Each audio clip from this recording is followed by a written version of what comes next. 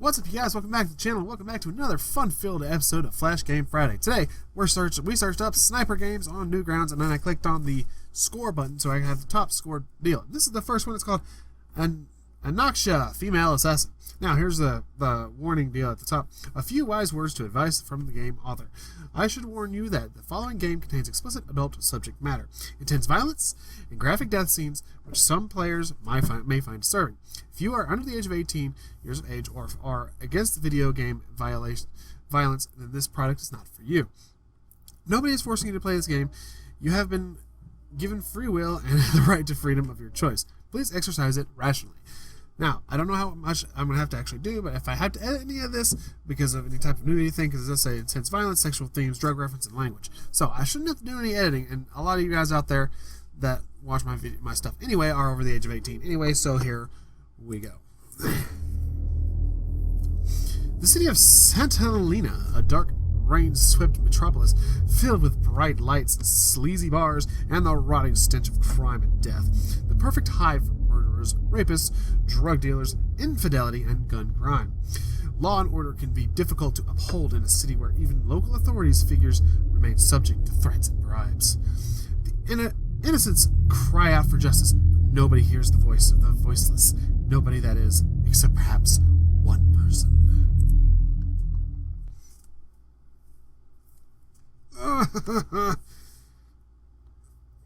God, that hurt. God damn. Holy hell. I'm gonna turn that down and edit because that's really fucking loud. Holy shit.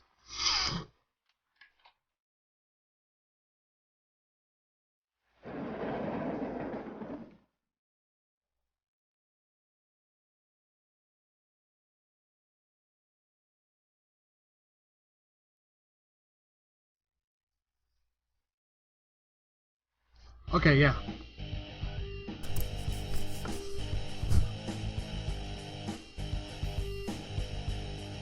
Huh. Particles. No volume, so I'm gonna turn it down and edit. Let's play it. Let's play this bad girl. Almost said boy, but it's a girl.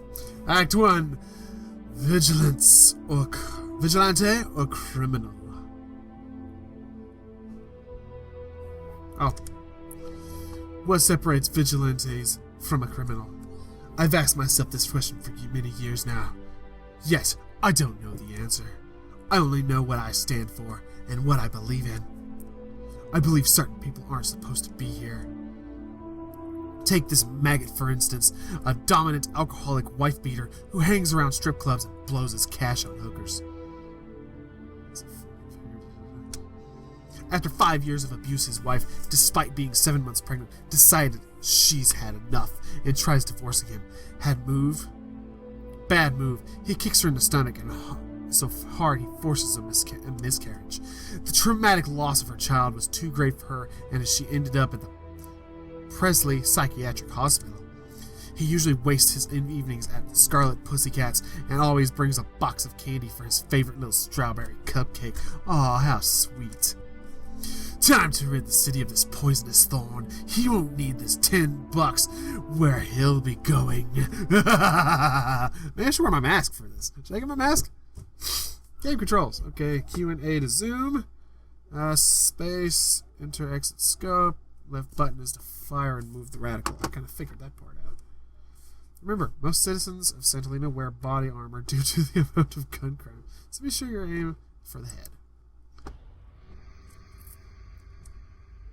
Oh, okay. We're just into this. Which one is he? Locked and loaded. Okay. I was feeling...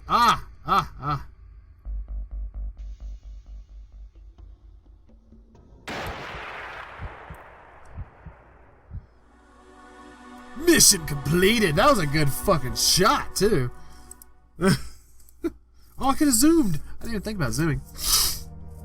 There's a large sign 5 miles east of here which reads, "Welcome to Santa Helena, World of Wonder." What it should say is welcome to Santalina, a world of broken dreams, tears, and lies. I've lived in this forsaken metropolis since I was 12, and its rotten underbelly contains all the vices man's disturbing imagination can create. It's sad how the bastard I killed brought chocolates for some cheap table dancer. I'll bet he never once got them for the woman he vowed to love forever. His violent crimes would have gone unpunished had I not taken action. Sometimes I feel I'm the only hope for this cursed city. Better get moving. This worm kept his wife a prisoner in her own home. She put up with him for 10 years of violence and humiliation in front of their kids. Has a receding hairline and a mustache. Once he had forced her to striptease for his friends at entertainment, poor girl kept silent to preserve her family unit. Then one day she tries enrolling for college, so he breaks both her legs and strangles her to it within an inch of her life. The cowardly lion flees before the police get there, and he hasn't been seen since. It took a while, but I've managed to track him down. He hangs out at the Twisted Delight sex shop on Saturday nights. He has a habit of pausing at the shop's window display before entering, no doubt savoring the sick pleasures he will indulge in. But guess what? He'll be dead before that happens. Okay. Oh shit! I clicked out of the game. Oh, okay. So it pauses at which window?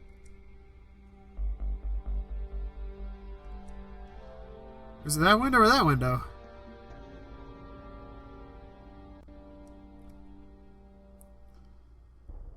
Just watch the door because he's going to go in the door. Is this the guy? No. Wait, there's a receding hairline. Got him! Ow! I'm fucking good.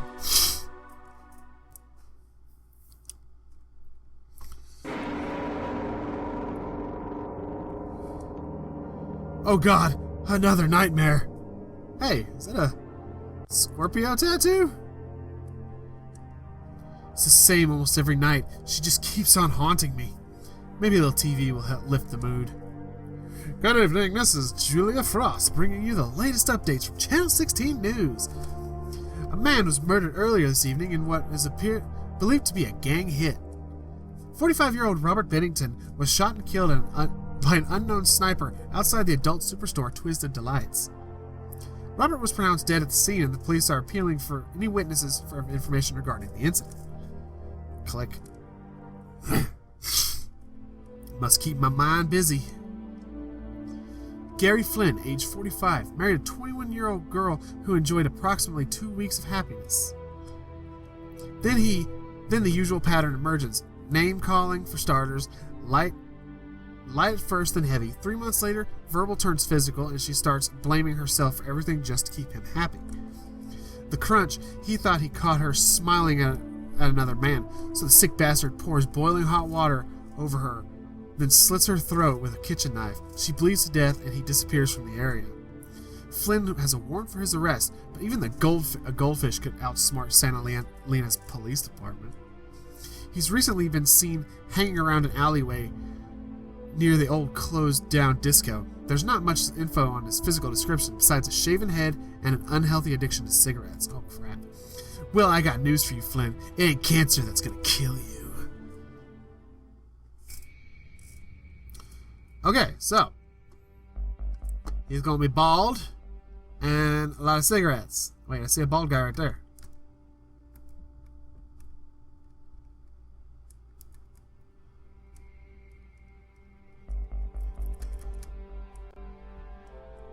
Well, I don't want to shoot the wrong guy. Is this the guy? Oh, another bald guy. Shit.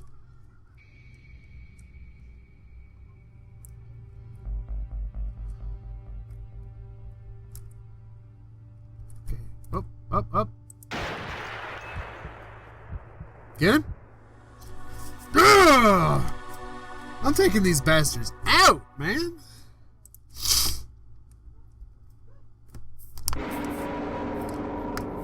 Anaksha, don't leave me! Dear God, why won't they stop? Get out! Gone are the happy times, gone are the days when I smiled. All that remains is a black abyss filled with torment and misery. I remember what it used to be like in Santa Lena before crime sank its venomous jaws into the heart of the city. Then one day, all that changed. Zara and I were best friends since my first day in high school. She was like a sister I never had. We went to college together, and even worked together at the women's refuge shelter. Bleh. Zara had recently married and was 1 month pregnant. We'd just gotten off late shift at work. Thanks for walking me home. Can't let you walk home alone now, can I? Anaksha, there's something I want to talk to you about. I heard rumors about her husband, but the look in Zara's eyes told me he was doing more than just dealing. Sure, anything. It's my husband. Ever since I got pregnant, he's what?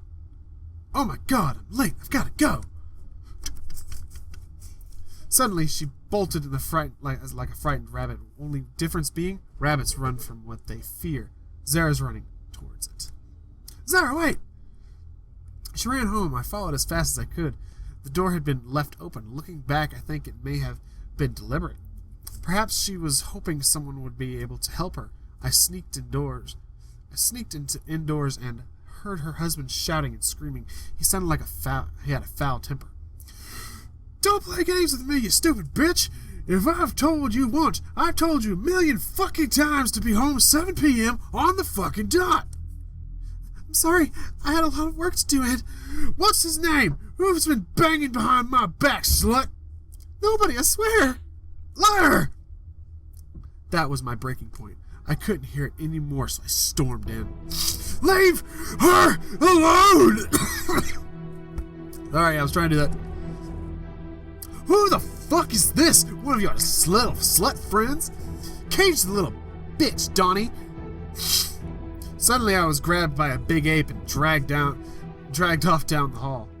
Anaksha, don't leave me! The goon threw me into an empty room and locked the door. There was nothing I could do to break the lock. In the end, I was left alone, with only one option: physical force. After 10 minutes of throwing my weight against the door, the wooden frame finally split. I expected cries for help, and there was only silence. A deathly silence. Oh my God! Zara! There she lay, beaten, raped, and murdered by the very person who had vowed to love her in sickness and in health. What kind of sick animal would harm the love of his life? Was it to prove he's in control? I felt a tightness in my stomach. Was this my fault? Was the result of my interfering? I heard a noise. I thought it was Zara's husband, but I turned and it was the big dumb ape. How'd you get in here, little lady? Pure rage exploded within me. A red mist clouded my vision, as red as the blood-soaked Zara's corpse. My hand reached out and felt cold, smooth metal, and I swung. Bink! I don't know how deep I buried that candlestick into his skull, but I knew it was hot enough to bury him. The monkey was dead, but the organ grinder was still alive. I called the police, then ran before they arrived. According to the papers, the cops found Zara's husband on the freeway, blown to pieces during a road rage shootout with the rival drug lord. I was saddened, as I had thought of nothing other than killing him myself. Zara had been victim in her own home, suffering in silence like the thousands of women she dealt with at the refuge. That was the day I died, and the vengeful spirit within me was born. I quit my job and swore to avenge Zara by ending the life of every scumbag and creep in this city. Then maybe Zara's soul could rest in peace, and the guilt tearing me up inside could be Time waits for no one. I remember meeting this guy's wife at the refuge. She barged through the doors carrying a child in her arms, both of them screaming. He'd charred the flesh of her abdomen with a hot fire poker as punishment for interfering in his work. Swinging hairline, scar on forehead, wears glasses due to bad eyesight, has a rough, unshaven face. So, scar on his forehead, check. You see, Mr. Phillips here has a very unconventional second income. He deals drugs to the children at St. Jude's of Damascus High School. This predator hides behind a large wall, waits for school to finish, then peddles his wares like some twisted ice cream man. This rat will be hiding behind the school's main wall and will need flushing out of his sewer before I can put a bullet in his head. According to his wife, this coward has scotophobia, a pathological fear of the dark. Maybe I can use this to my advantage. There are no other civilians around at this time, so once I've fleshed him out from he'll be easy to spot. He won't be there long, so I'd better act quickly.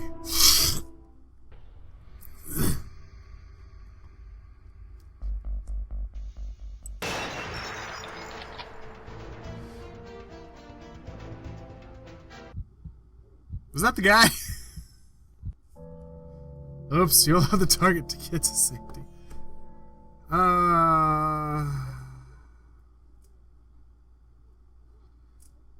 Well, I'm out of time for this anyway, you guys. I actually played this longer than I was expecting.